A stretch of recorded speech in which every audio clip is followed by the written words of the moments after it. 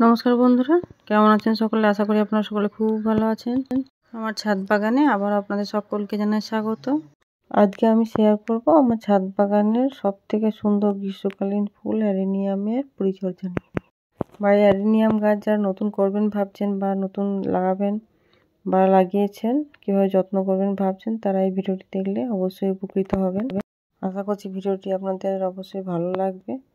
আসুন তাহলে দেখে নিই এই গাছ কীভাবে লাগাতে হয় বা লাগানোর সময় কীভাবে মাটি তৈরি করতে হয় এবং লাগানো হয়ে গেলে প্রতি বছর কীভাবে রিপোর্টিং করলে সুন্দর ফুলে ছাদ বাগান ভরে থাকে। এবারে দেখে নেব কিভাবে অ্যাডেনিয়ামের মাটি তৈরি করতে হয়। সবার প্রথমে 1 লেয়ার মাটি এবং রান্নাঘরের যে সবজির খোসা জাতীয় বর্জ্য তৈরি হয় সেগুলো 1 লেয়ার দিয়ে তার উপর মাটি চাপা দিয়ে 2 মাস মতো রেখে দিয়ে ভালো করে পচিয়ে নিয়ে যখন মোটামুটি মিশে যাবে তখন সেটা রোদে ঢেলে ভালো করে ঝরঝরে করে শুকিয়ে নিতে হবে। তারপর 70% মতো মোটা কাঁকড় বা পাথর মেশানো বালি এবং 30% মতো কম্পোস্ট মেশানো মাটি, রোদে শুকিয়ে রাখা ঝুরঝুরে অবস্থায় যেটা আছে সেটা দিয়ে ভালো করে মিশিয়ে নিতে হবে। বালির ভাগ বেশি দিতে হবে কারণ যাতে একটুকু জল না দাঁড়ায় গাছের গোড়াতে। তারপর মেশানো হয়ে গেলে তলায় ড্রেনেজ হোলের উপরে একটা টব ভাঙা দিয়ে ঢেকে দিতে হবে যাতে জলটা ভালোভাবে বেরিয়ে যায় এবং ড্রেনেজ হোলটা যাতে মাটি ঢুকে বন্ধ না হয়ে যায়। তারপর ওই যে মোটা কাঁকড় দিয়ে দিতে হবে একদম তলে যাতে জলটা খুব সহজে বেরিয়ে যায়, দাঁড়াতে না পারে, এবং তার উপরে সামান্য পরিমাণ তৈরি করা মাটি সামান্য পরিমাণ দিয়ে তার উপরে বীজ থেকে তৈরি চারা বা কাটিং থেকে তৈরি চারা বসিয়ে দিয়ে আলতোভাবে তৈরি মাটি দিয়ে আবারও ঢেকে দিতে হবে এবং সেট হয়ে জল দিয়ে দিলে হয়ে গেল অ্যাডেনিয়াম লাগানোর কাজ। এবার দেখে নিই বড় গাছগুলোর জন্য কি করতে হবে। 10 দিন ধরে শুকাচ্ছে ছাদে, এবার এগুলোকে নামাতে হবে, দিয়ে লাগাতে হবে। 10 দিন আগে এগুলোকে তোলা হয়েছিল মাটি থেকে, শুকাতে দেওয়া হয়েছিল। সব একে একে নামানো হয়ে গেল। এই যে মোটামুটি শুকিয়ে গেছে, গোড়াতে কোনো রস নাই, এবার লাগানো যাবে। মাটি তৈরি করতে হবে, তার জন্য টবের মাটি খালি করতে হবে, পুরোনো মাটি লাগাতে হবে। তলাতে ড্রেনেজ সিস্টেমের জন্য পাথর দেওয়া আছে, থাকবে। ঢাকা দিতে হবে টব ভাঙা যাতে জলটা বেরিয়ে যায় ভালো, মাটিতে না বেরিয়ে যায়। তারপরে মোটা মোটা কাঁকড় পাথর দিয়ে দিতে হবে যাতে তলায় জল না জমে। তারপরে যে ভালো কম্পোস্ট মেশানো মাটি ও বালি অল্প একটু দিয়ে দিই। তারপরে একটা গাছ নিয়ে নিই। কোনটা এটা? দারুণ সুন্দর বড়া হয়েছে এটা। এইটুকু বসাতে হবে, তাই তো? একদম এইটুকু বসাতে হবে। মোটামুটি হয়ে গেল।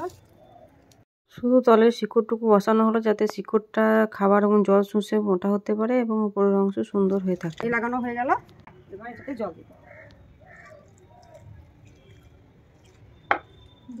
একই পদ্ধতিতে সমস্ত অ্যাডেনিয়াম গাছগুলি লাগানো হয়ে গেল। এবার এক এক করে সবগুলিকে জল দিয়ে দেবো। তারপর গোড়া না শুকানো অবধি চুপচাপ রোদে রেখে দেবো। ফুল রয়েছে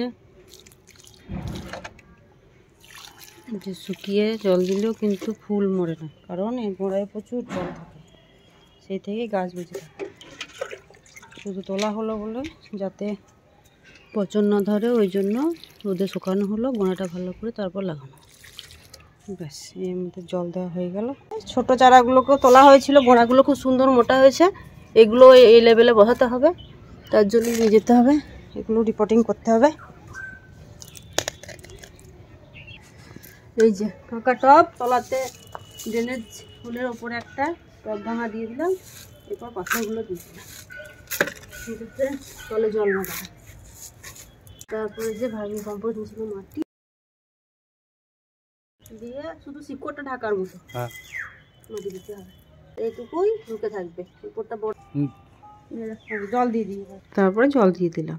এইভাবে এক এক করে সমস্ত ছোট অ্যাডেনিয়ামগুলো গোড়াগুলো উপরে তুলে দিয়ে শুধুমাত্র শিকড়টা বসিয়ে রিপোর্টিং করে ফেললাম। এবার সামনে গ্রীষ্মে অপেক্ষা যে কতটা ফুল ধরে। এই জল না শুকালে আর গাছে জল দেওয়া যাবে না। উপরে মাটি পরীক্ষা করে দেখতে হবে, যখন একবারে শুকনো হয়ে গেছে তখনই সামান্য জল দিতে হবে। আর এই গাছ কিন্তু একদমই জল পছন্দ করে না, তাই কোনো সময়ই এটাকে না শুকালে জল দেওয়া যাবে, কারণ এই গাছের যে গোড়াতে মোটা অংশ অর্থাৎ কর্ডেক্সে প্রচুর জল থাকে। ছোটোর থেকে এরা কর্ডেক্স মোটা করতে থাকে এবং জল সংগ্রহ করতে থাকে যাতে জল না পেলেও এরা সহজে বেঁচে থাকতে পারে।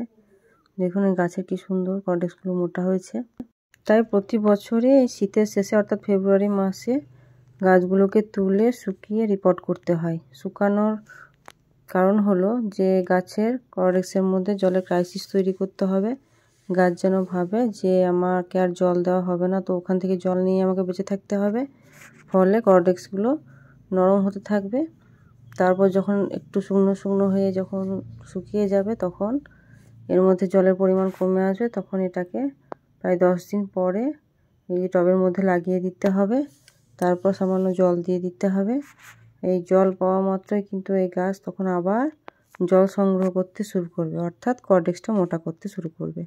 তো এই কর্ডেক্সে এই গাছের মূল সৌন্দর্য। কর্ডেক্স যত মোটা হবে গাছ তত স্বাস্থ্যবান হবে এবং বেশি বেশি ফুল আসবে। তাই রিপোর্টিং এইভাবে আমাদের করা উচিত। তো এইভাবে আমি এই 6 মাসে ছোট চারাগুলোকে তুলেও রিপোর্ট করেছি, যাতে এগুলো খুব তাড়াতাড়ি মোটা হয় এবং ফুল দেয়। আর বড়গুলোও করেছি। এইভাবে আমি এক এক করে ছোট এবং বড় সমস্ত গাছগুলিকে রিপোর্ট করে নিলাম। তো বন্ধুরা, আপনারাও এইভাবে খুব সহজেই অ্যাডেনিয়ামের জন্য মাটি তৈরি করে অ্যাডেনিয়াম রিপোর্ট করতে পারেন বা নতুন চারা গাছও লাগাতে পারেন। তাহলে কিন্তু খুব সহজেই এই গাছ তৈরি করতে পারবেন আপনারা এবং খুব সুন্দর সারা বছর ফুলে ভরে থাকবে আপনার ছাদ বাগান। তো আমার যেটুকু জানা ছিল সেটুকু আপনাদের সাথে শেয়ার করলাম, যাতে যারা নতুন বাগানি তাদের একটু সাহায্য হলেও হতে পারে। আর আমার এই ভিডিওটি কেমন লাগলো অবশ্যই আপনারা জানাবেন। ভালো লাগলে অবশ্যই লাইক, শেয়ার, কমেন্ট করবেন এবং আমার পাশে থাকতে এবং এই ধরনের আরও নতুন নতুন ভিডিও পেতে আমার চ্যানেলটি অবশ্যই সাবস্ক্রাইব করে দেবেন। ভালো থাকবেন বন্ধুরা, নমস্কার।